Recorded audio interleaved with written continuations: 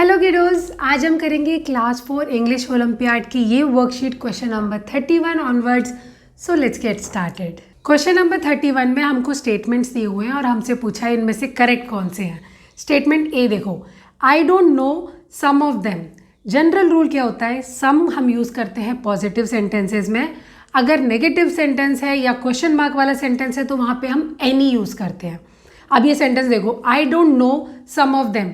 Don't negative sentence है और इन्होंने सम यूज़ किया है, ये गलत है। यहाँ पे होना चाहिए था I don't know any of them. अब आ जाओ स्टेटमेंट बी पे, she has some money. Positive sentence है, सम यूज़ किया है, करेक्ट है ये। Statement C, I know any of them. Positive sentence के साथ इन्होंने एनी यूज़ किया है। एनी हम नेगेटिव सेंटेंस में यूज़ करते हैं, तो यहाँ पे हो जाएगा I don't know any of them, या फिर यहाँ पे हो जाएगा I know some of them. तो ये वाला भी गलत है। Statement D, do you know any of these singers. यहाँ पे देखो क्वेश्चन मार्क वाला सेंटेंस है, तब इन्होंने एनी यूज़ किया है, तो ये स्टेटमेंट करेक्ट है। तो हमारा जो गलत है वो है ए और सी, और सही है B and D, which means option B and D are correct. Question number 32, fill the table with correct options. अच्छा, यहाँ पे ये वाला देखो, my mother has a soft voice but my teacher's voice is dash than my mother. Soft का comparative form आएगा। मेरी मम्मा की आवाज़ सॉफ्ट है, लेकिन मेरी टीचर की वॉइस मम्मा से भी ज़्यादा सॉफ्ट है, तो यहाँ पे सॉफ्ट का कंपैरेटिव होता है सॉफ्टर। ठीक है। सेकेंड वाला, I live in a large family but my grandfather lived in a dash family. मैं एक बड़ी फैमिली में रहता हूँ, लेकिन मेरे ग्रैंडफादर उससे भी बड़ी फैमिली में रहते हैं, तो लार्ज का कंपैरेटिव होता है लार्जर। यहाँ पे आ जाएगा लार्जर। नंबर 3 देखो, we have only little time for this exercise but in the examination we will have even dash time. अब यहाँ पे लिटिल का कंपैरेटिव फॉर्म हमको यूज़ करना है। लिटिल का कंपैरेटिव होता है लेस। हमारे पास अभी इस एक्सरसाइज को करने के लिए कम टाइम है, लेकिन एग्जाम में तो उससे भी कम टाइम होगा, इवन लेस। लास्ट वाला देखो, Lucy is clever but Carol is dash than Lucy. Lucy clever है, लेकिन कैरोल क्या है, उससे भी ज़्यादा क्लेवर है। क्लेवर का कंपैरेटिव फॉर्म क्लेवरर। तो हमारा ऑप्शन बना softer, larger, less, cleverer, which is option C. 33 वाले में भी हमको fill the table with correct options करना है। He is young dash charming doctor. Doctor के लुक्स के बारे में बात हो रही है, और ऑप्शंस में देखो लुक्स के बारे में क्या है, young. He is a young charming doctor.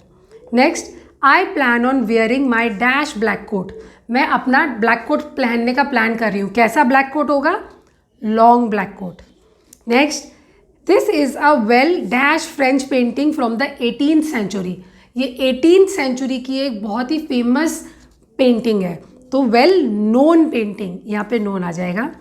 She was wearing a dash green dress. उसने एक सुंदर सी ग्रीन ड्रेस पहनी थी, ब्यूटिफुल ग्रीन ड्रेस। हमारा ऑप्शन बना young, long, known, beautiful, which is option A. Question number 34, 35 के लिए हमको डायरेक्शंस दिए है। Choose the correct option with true और फॉल्स। 34 का ए देखो, I have little interest in classical music. Little जो है वो नॉन काउंटेबल नाउन्स के लिए यूज होता है, जहाँ हम कम के बारे में बात कर रहे हैं, तो यहाँ पे सेंटेंस में करेक्ट है, दिस इज ट्रू। नेक्स्ट देखो, we need less furniture in this dance than hall in the big one. अब कंपैरेटिव फॉर्म ऑफ लिटिल होता है लेस, और यहाँ पे हम कंपैरिजन कर रहे हैं कि हमको अब फर्नीचर कम चाहिए, जो हमें बिग हॉल के लिए चाहिए था उससे कम चाहिए, तो लिटिल का कंपैरेटिव फॉर्म इन्होंने लेस यूज़ किया है। ये भी ट्रू है, ए बी दोनों ट्रू है, विच is option A.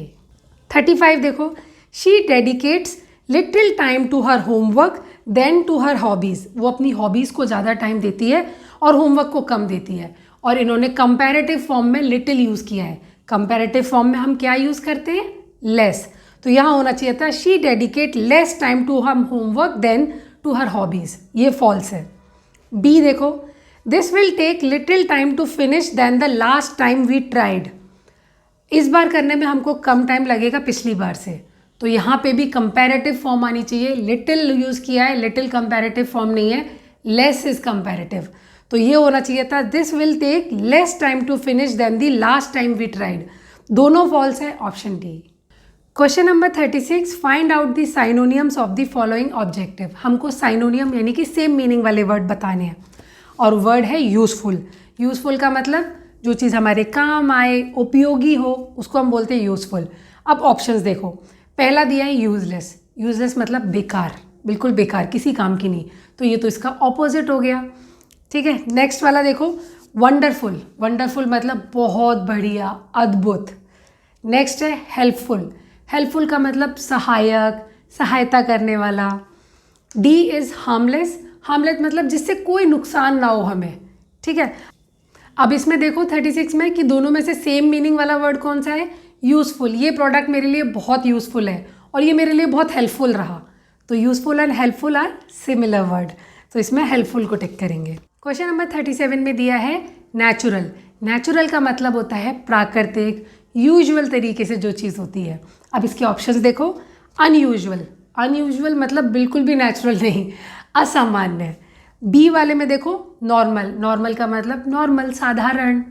C artificial, जो चीज़ नेचुरल नहीं है, अप्राकृतिक है, वो है आर्टिफिशियल।